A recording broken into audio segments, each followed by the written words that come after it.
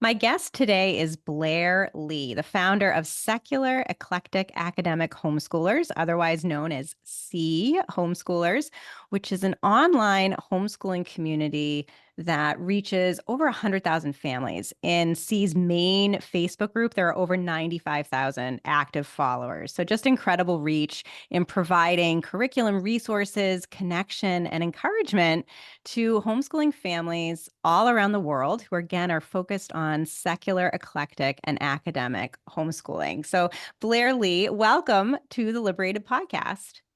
Thank you so much for having me. I'm so glad you're here. We had the opportunity to meet briefly in person at the Vela Education Conference in June in Washington, D.C. And I've been aware of your Facebook group for a number of years and just how popular and widespread it is. So it's a treat to have you on the podcast to share more about your work. I'd love to start with a bit of your origin story of why did you decide to become a homeschooling parent in the first place? And then how did that lead eventually to creating C? But let's start with, what made you become a homeschooler to begin with? So the simple answer is no child left behind. So and so no child left behind is really interesting because the law was signed, broad bipartisan support, about the time that the book The Well-Trained Mind came out.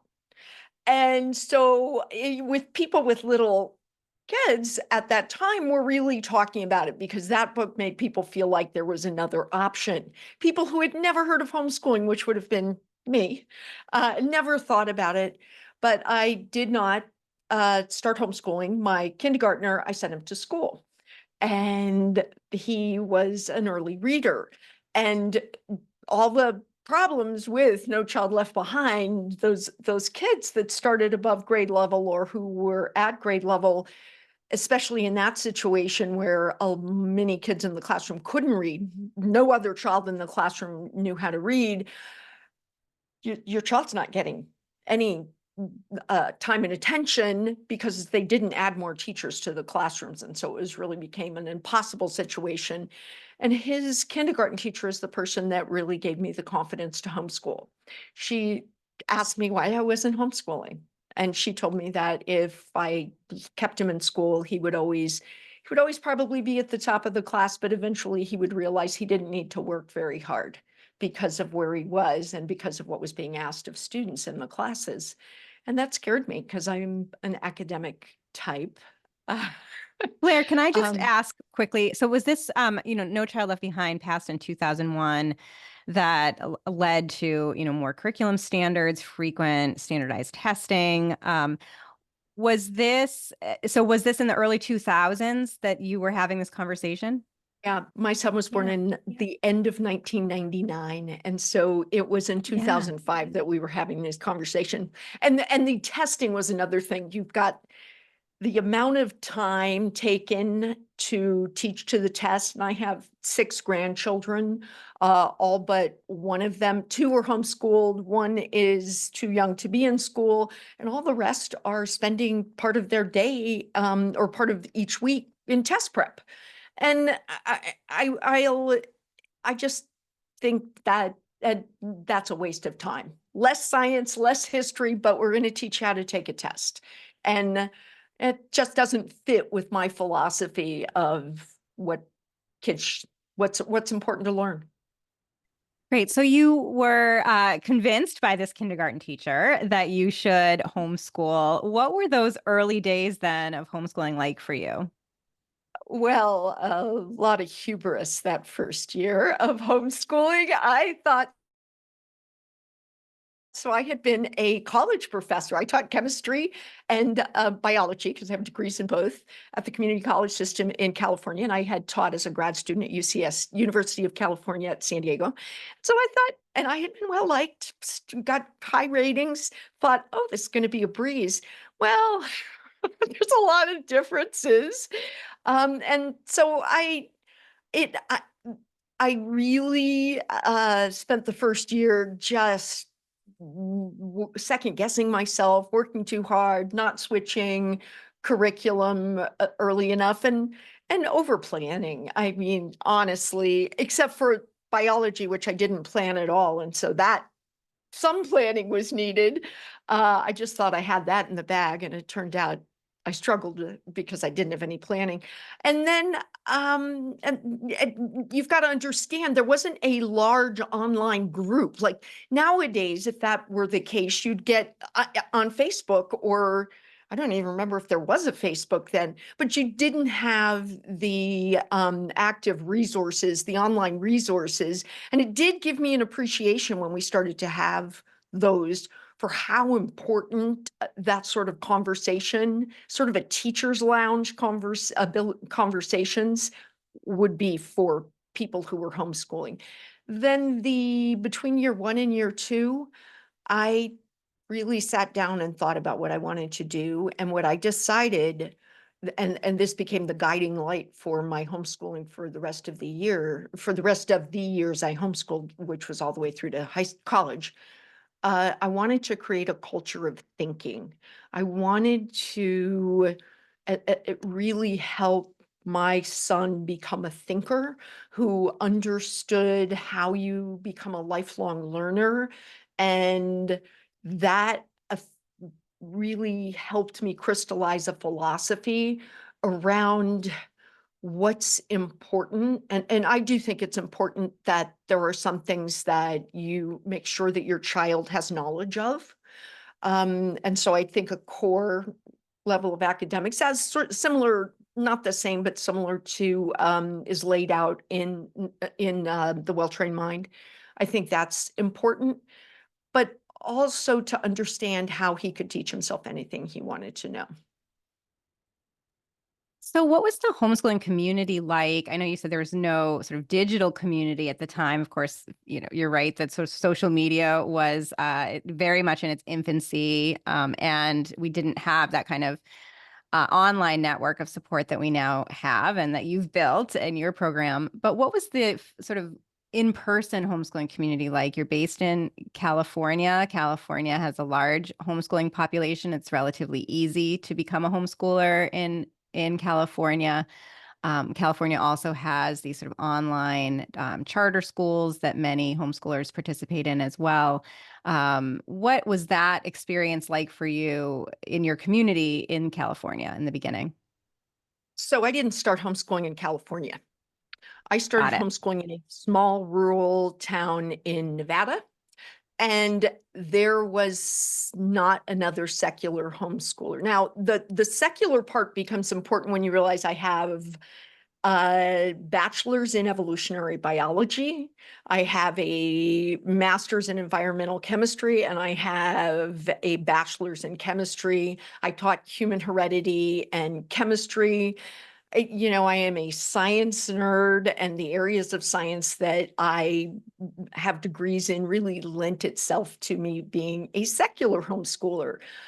The people in the other homeschoolers in the small town were not interested in including a secular homeschooler and their child into their community. So it was lonely at first. We did eventually move to a small-ish town in California where we did find more community, but there was no charter system at the time. When I started homeschooling, California didn't have a charter system. And when California first started up their charter system, they blew it. They didn't hire homeschoolers, people with experience in the homeschool community, to run the charters or to be the liaison between the charter school and the parents. And it was just terrible. So you ended up having these public school teachers who took the job, that's where their background was. They weren't pro homeschooling. They didn't understand how the more free-flowing nature of homeschooling. So I don't want to get into that because that could be a whole podcast. But anybody looking to start a charter program, any state, I recommend strongly include homeschoolers in your conversation. Yeah. So, okay. So you moved to another small town in California, found some more in-person community there. But what was leading you to realize that you wanted to create an online, much broader community? So California has really in the homeschool community, a huge unschooling population in the secular community. And so I struggled to find academics who were secular. So there were really two different communities I could find. I could find the academics, but they weren't secular. And so they weren't teaching the science and history that and using the resources and materials that we were using. And it became, it wasn't always comfortable. And then you had your unschoolers, and many of them radical unschoolers. And so I just wanted people that I could talk to. I really wanted to, within this culture of thinking, I wanted innovative academics. But how do you do that? I mean, it's great to say, we want to do something innovative with my child's learning, but that isn't that phrase. What does that mean when it comes to the nuts and bolts of educating your child? And that really became a major pain point, and it made me feel increasingly isolated as I was consistently figuring this all out on my own, or occasionally I'd get into, then Yahoo groups were a big thing toward, before there was Facebook, a lot of homeschoolers on Facebook. And so that didn't function quite as seamlessly as Facebook. But you couldn't always get a lot of information in those. So I put into, in 9 years ago, I was really, really lonely. And I put a post into another Facebook group and just said, is anybody else looking for a discussion about innovative academics? Like, let's get away. We want to get away from what the traditional schools are doing, but where are the people who you can have a conversation with and brainstorm with about what to put in its place? And I thought that I would get very tepid response. I thought maybe I'd get lucky and 100 other people would want to have that conversation. And that is not the case. A lot of other people were looking for the same thing. And that's how See Homeschoolers got started. I love that. I love it for two reasons, Blair. One is that you couldn't find what you were looking for. So that sort of entrepreneurial spirit came through with you and you decided to build what you couldn't find. And then using Facebook and social media more generally as a launch pad for that of, not being afraid to post in a Facebook group. Sometimes I'll even, talk to folks and say, you can do it anonymously if you feel intimidated, and just ask about what's available, what are people interested in, would they be interested in something new and different, and then such a great response that you had, realizing that you actually do have this community waiting for the solution that you're hoping to build. So what happened after that? So started the See Homeschoolers main group, the one that's so large now. And that was so that I consider that a teacher's lounge. As somebody who had been teaching, that's really how it functions. It functions like, teachers go into the teacher's lounge and they're like, I need some help. This isn't working. And other people will give, sometimes it's just commiserate with them, but a lot of times it's, hey, you know what I did in that situation? And so that is what happens in See, and that's been really important. One of the things that really surprised me, I thought other people would want to have. What surprised me is that I found that people really wanted guidance. A lot of the people who were joining the group were joining because they wanted my help and input. So just a little, I have write curriculum, and I already had some curriculum out. So I did have some name recognition around my science curriculum. And people were looking for me to give them specific information and help. And that really surprised me. It also led me to what it amplified something that I had already been spending a lot of time doing, which was learning how people learn. It's something that has fascinated me since I was in high school. And it's something I read a lot of books about, and a lot of academic papers about. And I began to realize that someone should be looking at how people learn and passing that information along, because a lot of parents want that information. Now I give talks, I just gave a talk in August about what cognitive science has to say about learning. And I had over 13,000 people at this online talk. People want that, and they want it from someone that they can trust, who is a part of their community, so that they speak to the homeschoolers. Yeah, so let's dig into that a little bit more, Blair, because I'm curious about what your business model is. What kind of enterprise are you running? It sounded like you started by just creating a Facebook community that would be helpful to you and help you to kind of build community. And then you realized there was so much more demand for additional services. So what is sort of your entrepreneurial endeavor at the moment? I guess, what is the financial model, the business model of what it is that you're doing? So early on, it was never intended to be a business. And then it was taking so much time. I needed to, in order to sustain it, and I really think it's important to sustain because you're giving people actually community and support. I had to start figuring out how to make money because I needed to hire people to help me. There's no way I could do it all. So that I would not say that my story to becoming a business and an entrepreneur is the perfect story. In fact, there's a lot of things I would recommend you not do. If you see something growing right away, start thinking in terms of business right away, because I didn't do that. And so I ended up with something that was kind of snarly. There were too many things going on. There were too many what you'd call to actions happening. Which ones do you give time and attention to? Which ones don't you? Because remember, it was a shoestring figuring out how to make it more profitable. Luckily, I did actually already write curriculum. And so as people became more aware of who I was, my curriculum sold more. And that actually is how I began funneling the seed money. Because at that time, 9 years ago, where would you go if you needed money to get a community group off the ground? That wasn't obvious to me at all.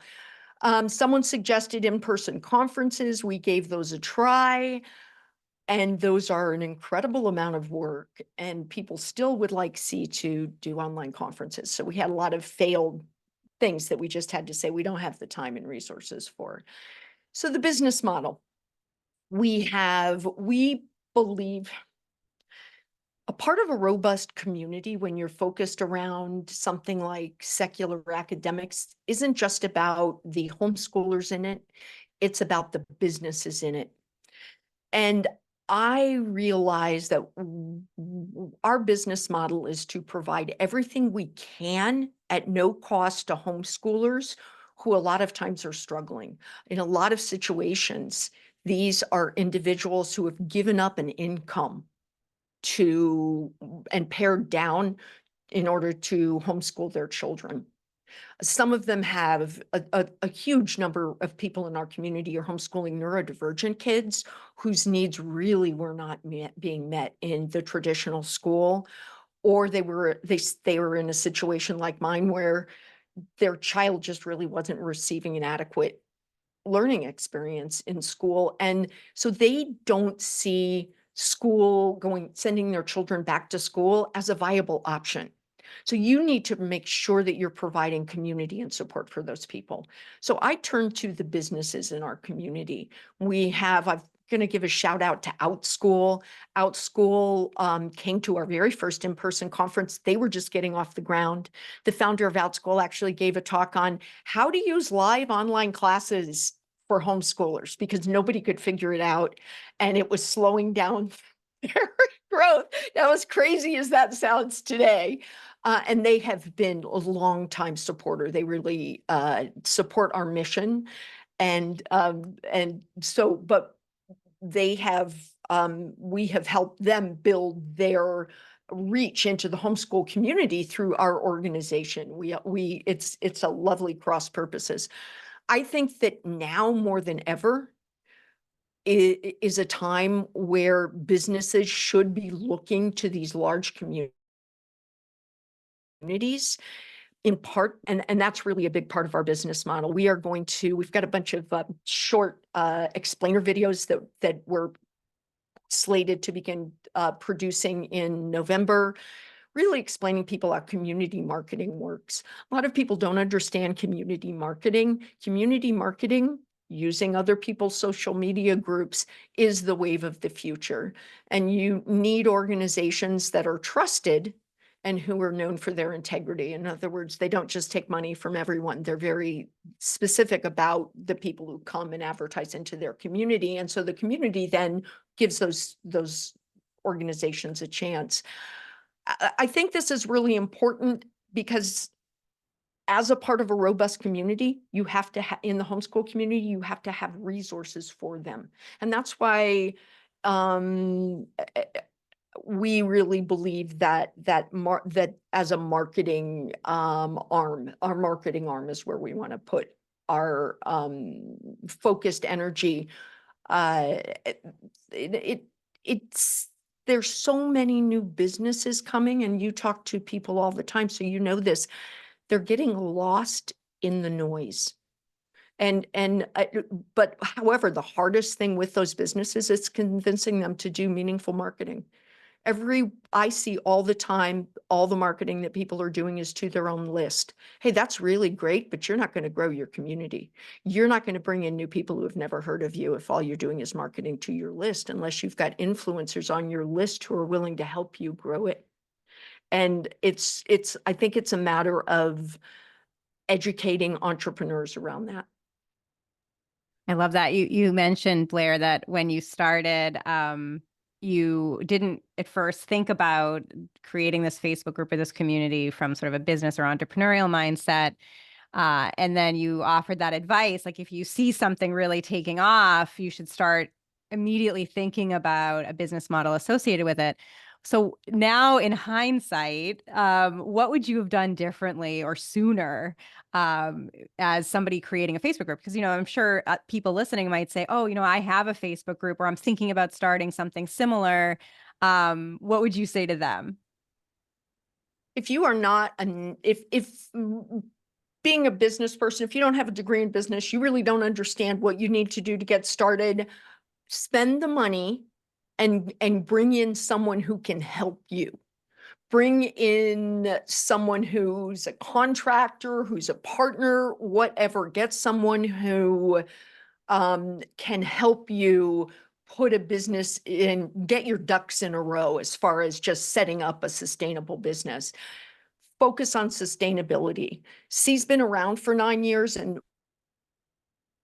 we have no reason to think we're not going to be around for 9 more years and 18 more years, because we have never allowed ourselves to become unsustainable. And sometimes that means you can't do everything you want to do. But sustainability can be really important if things slow down a bit. I would also, the thing people don't do, reach out to other people. This is where community marketing. Are you a secular academic homeschooler? I'm a part of your community. I'm on this podcast. I met Kerry, and I reached out to Kerry once. And right after the conference, she probably was swamped, didn't hear back. I sent her a YouTube video that we created and said, hey, why don't you watch this? If we're a good fit, great. I wasn't, and if we weren't, we just weren't a good fit. Reach out to people and let them know why you think they might want to include you in the conversation. And then be thoughtful about your presence in someone's community. So one of the things that we consistently see is people that would be a good fit come into our community and spam our community because what they want is free advertising opportunities. And so we get complaints from our community members. They hate that. They're like, I don't want to have to feel like I need to opt out of C because it's the C Facebook community, because I don't want to be spammed with people's ads. So you have to be very thoughtful when you do show up in someone's community, but figure out how you can. I believe that businesses in this area, that we should be elevating and amplifying each other's voices whenever possible. We are all vested in the education of children. I think there is no greater mission. You might see it a little differently. You might think, I am not secular. No way do I want a part of our community. But we are working, or we're unschooler, whatever. If my community is not perfect, or maybe it's a great fit for you, but whatever we are doing in the small parts, in the larger context, we are all part of the same mission. And it is a really empowering, important mission. We all value the education of children. I just don't think there's anything else you can be working toward that is more profound. Yeah, I think that's such a great point, Blair. I'm curious, as you think about, obviously, we're all in this together, wanting to create new opportunities for children and families. But there's also this sense that you want to stay true to your mission as, in this case, a business owner or someone managing a group. I'm wondering what thoughts you have for others about how to sort of retain that integrity. In your case, a Facebook group, the primary one that has over 95,000 followers, that's really focused on a clear mission of secular, academic, eclectic homeschoolers, and being inclusive and welcoming to others. I guess, how do you balance that, recognizing you can't be all things to all people because you do have a specific mission, but you also want to be welcoming and encouraging? How do you manage that balance? I think our differences are our strength. I think that it's perfectly fine. If you are serving a population that for whatever reason is at odds with some of the principles that we stand by, that's fine. You're serving a different population. I don't think that you're wrong. And the personality and the temperament in our group and in our Facebook community reflects that. We don't beat each other up. We don't allow it. I call it, in the old days, it was called flaming. Now people don't even know what I'm talking about. We don't allow flaming. It's not consistent with my personality. And like I said, we all have a mission, which is to help with the learning experience of children. And for those in the homeschool community, the parents serving those children. And it's okay. Your philosophy is different than mine. That is absolutely fantastic. We have a big, beautiful world filled with a diversity of individuals and a diversity of thought. And that makes us stronger. It absolutely makes us stronger. Nobody, you don't even agree with yourself all the time. So I like to tell people, I say, wow, okay, I said that. Well, that's changed a bit. We that's okay. And Yeah. my community loves it. And it's been very important in the C community. The C community, I like to say, we're a-religious. Secular academics, yes, absolutely. But our community has it's a 52-48 split based on a survey that we did for people who are either agnostic or atheist and people who are of faith. The of faith cohort, however, is every single faith that you can think of, and probably a few that you haven't, including Christians who are looking for secular academic materials. These are, and so because of our philosophy about that importance of diversity of thought, and those people feel very welcomed in our community. What my advice to someone who wants to create a community around that has some very hard and fast rules: decide what your non-negotiables are and make those non-negotiable. Mm. If someone comes into the C community and they want to talk about non-secular resources, we let them know that we don't discuss those in the group. And if they want to argue about it, we let them know that, hey, we're not the right group for you. The good news is there's a lot of groups that are a better fit for you, and I hope that you have success in finding one of those. And that's it. Like Yeah. it's we are in, and here's like something that is really important. If you want to be seen as authentic, you cannot do that and be all things to all people. Great You can't. point. Yeah, and if you can't find another group, then build it, right? I mean, I think that's the other Right, right. message. And that's what you were talking to as well, of just sort of these diversity of groups, these diversity of models. I mean, that's one of the great joys that I have with this podcast is just seeing all of the different models and methods, different educational philosophies, the diversity of founders creating these new models. That's what makes this such an exciting time in education, while we're really able to customize education and create that personalization in teaching and learning that we enjoy at other areas of our lives, but we've not had as much of in education until now. So it's such an exciting experience. So Blair, you said that you started the C Homeschoolers community about 9 years ago.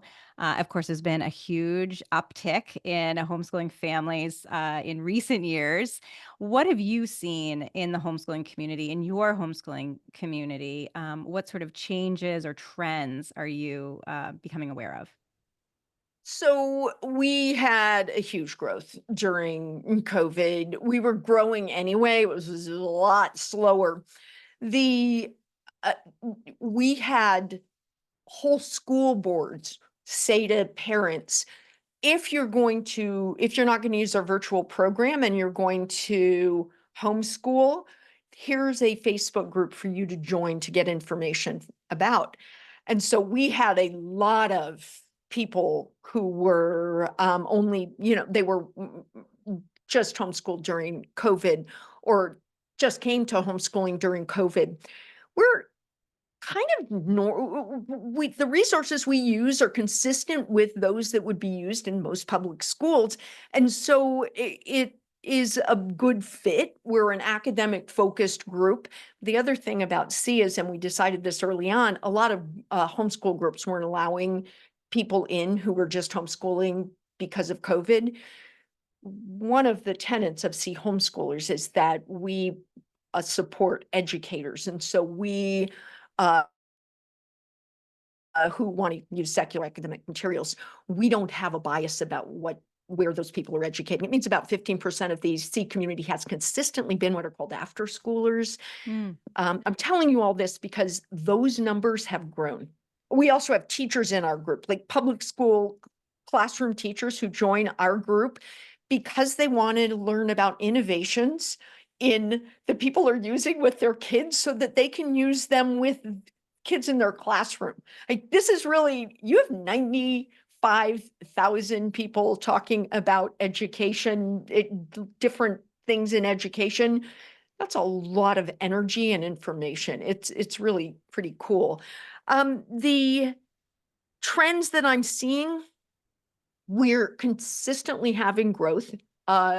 Organizations like C really normalized homeschooling because we're where our kids, our philosophies are really consistent with the schools.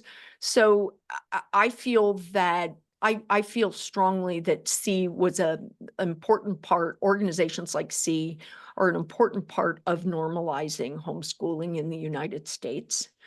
I also feel that, and so we had just before COVID, we had started to see an uptick in people coming to homeschooling right when their kids were about to start high school. Very unusual. That didn't used to happen in our community, but they were living in states where the states were changing the science and history that was being taught to take out things like evolution.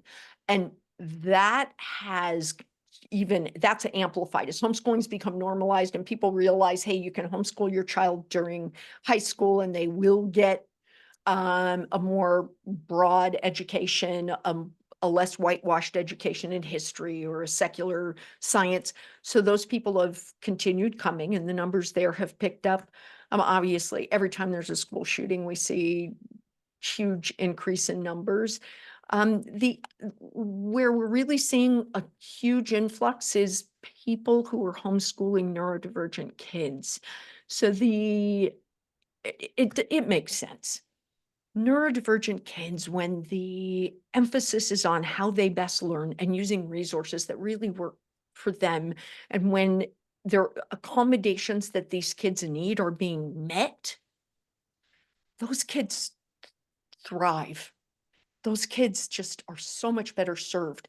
And we're really seeing a consistent increase in the number of parents from with neurodivergent kids who are coming to homeschooling. Hmm. So I wonder, as we begin to wrap up, Blair, you interact with these parents and educators all the time. What advice would you have for a parent who might be thinking about homeschooling, but it feels intimidating or they're not sure how to begin? What would you say to them? First thing I do is do a little bit of research. You're certainly welcome to join C and ask some questions. We have it happen all the time. I'm thinking about homeschooling and I'm nervous. This Mm, is what, but the more specific you are, when you start asking questions, be very specific. Why are you thinking about homeschooling? What's your philosophy of learning? Remember all the way back to me telling Kerry that first grade was a struggle. And so I spent the next summer thinking about what I wanted, and I really came up with a philosophy of how I think learning best happens. You are going to be much more successful with homeschooling if you have some sort of philosophy about how you can grow your child as a learner. But you do some of your homework. I'm going to be really honest. Homeschooling is, of all the educational options, it's the one that is the most labor intensive. Doesn't mean it's not worth it, but you need to be realistic about that. It is going to be something that takes a lot of your brain power and requires a lot of the hours of your day as you implement it, and then go for it. It's a lot easier than so it's more work. It can be harder. The rewards are incredible. The time spent with this child. So I like to say that you knew when you first laid eyes on your child, you knew you were looking at an individual who had never walked on the earth before and never will again. And that individualization of thought and thinking and meeting that person as a learner is really profound if you can get there. For parents who are afraid, I'm going to say don't let imposter syndrome get in your way. Spend a little time with growth mindset and recognize that not just for the child, but also for the educator, it's baby steps. As you walk your way and become more experienced with home educating someone.